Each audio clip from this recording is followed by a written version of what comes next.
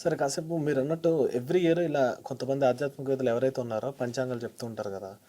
నాకు ఇప్పుడు ఈ ఆస్ట్రాలజీతో పాటు సైన్స్ ఎలా ముడిపడి ఉందో చెప్పండి. ఫర్ ఎగ్జాంపుల్ ఇప్పుడు మీరు ఏదైతే మేషరాశి అన్నారో, ఏదైతే సింహరాశి అన్నారో మన వాళ్ళు ముందే కనిపెట్టారు. కానీ అదే సైంటిఫికల్గా చెప్పాలంటే సెలెస్టియల్ ఈవెంట్స్ ఇప్పుడు మనకి పైన ఒక 4 నక్షత్రాలు వరుసగా కనిపిస్తున్నాయంటే అది వృషభ రాశిలో ఉంది, ఆ షేప్లో ఉంది కాబట్టి అది ఇందులోకి వెళ్తుంది, గురుడు సంథింగ్ దీనిలోకి వెళ్తున్నాడు అని చెప్తున్నారు కదా. అది మనం కనిపెట్టినా సో వేరే వాళ్ళు కూడా అది పాటిస్తున్నారు, కానీ మనం దాన్ని ఉగాది అంటున్నాం, వాళ్ళు ఒక పేరు పెట్టుకొని చేస్తున్నారు కదా. తేడా ఏముంది అంటున్నాను. కానీ మనం ఎందుకు అంటే జనాలకి ఈ రాశి ఇందులోకి వెళ్తుంది, ఈ ప్లానెట్ ఇందులోకి వెళ్తుంది అని చెప్పి భయపెట్టడం కాకపోతే దీన్ని ఏమంటారు? లేదు, చూడండి మళ్ళీ చెప్తున్నాను, జ్యోతిష్ శాస్త్రం ఇదే పాజిటివ్ సైన్స్. నేను మళ్ళీ చెప్తున్నాను, నేను జ్యోతిష్యం నేర్చుకుని ఏ రోజు జ్యోతిష్యం మీద ఇక్కడ జ్యోతిష్యం చెప్పబడినని బోర్డు పెట్టను. మళ్ళీ చెప్తున్నాను, జ్యోతిష్ శాస్త్రం అనేది పాజిటివ్ సైన్స్. నా లైఫ్లో కూడా కష్ట సమయాల్లో నన్ను ఆదుకుంది జ్యోతిష్యం. నేను చెప్తున్నాను, జ్యోతిషం ఎందుకు పాజిటివ్ సైన్స్ అంటే అసలు మన వాళ్ళు కాలాన్ని అనాలిసిస్ చేశారు. ఏ ఇతరులు కూడా కాలాన్ని అనాలిసిస్ చేయలేదు. అందరూ కూడా E=mc² టైం అని మాట్లాడతారు, కానీ ఆ టైంని కూడా మన వాళ్ళు చాలా డీటెయిల్గా అనాలిసిస్ చేశారు. ఏ సమయం మంచిది, ఏది కాదు, ఏది బాగుంది, ఏది బాగోలేదు అనేటువంటి విషయాల్ని అధ్యయనం చేసినటువంటి గొప్ప ధర్మం సనాతన ధర్మం, హిందూ ధర్మం. అటువంటి గొప్ప విషయాలు అందించినటువంటి వారు మన ఋషులు. వారు ప్రతిదీ కూడా ఒక శాస్త్రబద్ధం ప్రామాణికంగా ఇచ్చారు, ఏది పడితే అలా కాదు.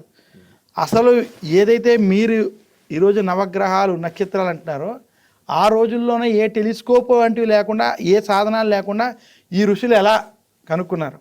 అసలు జ్యోతిషం కూడా అనేది ఏంటంటే మన నక్షత్రాలు, మన గ్రహాల కాంతి ద్వారా ఈ భూమి మీద పడితే, ఆ భూమి మీద పడినప్పుడు ప్రతి ప్రాణి మీద, పశుపక్షాదుల మీద, అలాగే కొన్ని వాటి మనస్తత్వాల మీద ఎలాంటి ప్రభావాలు ఉంటాయనేటువంటిది చెప్పేదే జ్యోతిషం.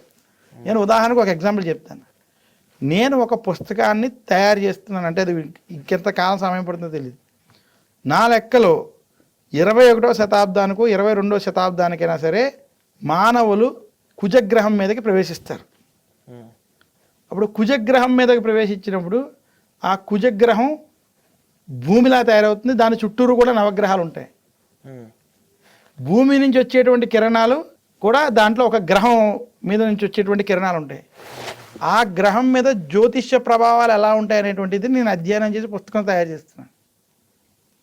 అంటే నేను ఎందుకు చెప్తాను, ఇది గొప్ప అని కాదు, ఇది నిజంగా మన ఋషులు ఏ కోణంలో ఆలోచించారో నేను ఆ కోణంలో మూలాలు పట్టుకోవడానికి ప్రయత్నం చేస్తున్నాను. అర్థం చేసుకోండి, నేను అంత గొప్పవాడిని కాదు, కానీ నేను కనుక ఆ స్థాయి చేయగలిగితే, అది పట్టుకునేటువంటి ప్రయత్నంలో కొంచెమైనా పట్టుకోగలిగితే నా జన్మ ధన్యమని భావిస్తూ, మన ఋషులు మునులు అంత డీప్ అనాలిసిస్ చేశారు.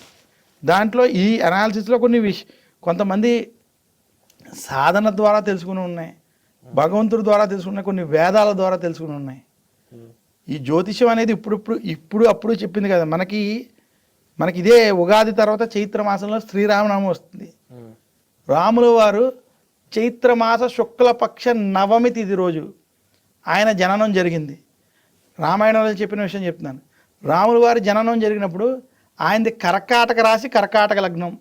లగ్నంలో గురుచంద్రులు మహాగజకేసరి యోగం ఉంది. గురుడు కర్కాటకంలో ఉచ్చ, చంద్రుడు కర్కాటకం స్వక్షేత్రం, అక్కడ గురుచంద్రులు కలిసి ఉండడం. ఆయన లగ్నం నుంచి 7వ ఇంట్లో కుజుడు మకరంలో ఉచ్చక్షేత్రంలో ఉండడం. మేషంలో రవి బుధులు బుధాదిత్య యోగంతో ఉచ్చక్షేత్రంలో ఉండడం. శుక్రుడు భాగ్యంలో మీనంలో ఉచ్చక్షేత్రంలో ఉండడం. ఇవన్నీ రాముల వారి జాతక చక్రం గురించి రామాయణం స్పష్టంగా చెప్పింది. అంటే రామాయణ కాలంలో చెప్పినటువంటి వాల్మీకి ఇచ్చినటువంటి రామాయణంలో కూడా ఈ నవగ్రహాల గురించి, ఈ జాతక చక్రాల గురించి ఉన్నాయి. అందువల్ల వాళ్ళు చెప్పింది ఇది అని కాదు. ఇది మన సనాతన ధర్మం ఎప్పుడు పుట్టిందో ఎవరికి చెప్పలేనిది, సనాతనమైనది, దీనికి ఆది అంతు ఎవరు చెప్పలేరు. అలాంటి సనాతన ధర్మంలో ఈ విషయాలు ఎప్పటి నుంచో ఉన్నాయి. అది కొంతమంది మూర్ఖంగా వాదించినా, తప్పుడుగా చెప్పినా దాని విషయం మీద మనం వాదించిన అనవసరం, కానీ మనకి ప్రమాణాలు, దానికి సంబంధించినటువంటి ఆధారాలు ఉన్నాయి. మధ్యలో ఎంతోమంది దాన్ని ఏమంటారు, రామేశ్వరం దగ్గర నుంచి శ్రీలంకకి వెళ్ళేటువంటి దారే లేదని అన్నారు, యాడమ్స్ బ్రిడ్జ్ అన్నారు, మళ్ళీ ఇది రామాయణం కాలంలో అంటున్నారు, ద్వారక లేదన్నారు, ద్వారక ఉందంటున్నారు, ప్రధానమంత్రి నుంచి కూడా వెళ్ళొచ్చారు. అందువల్ల కాలమే దానికి సమాధానం చెప్పాలి.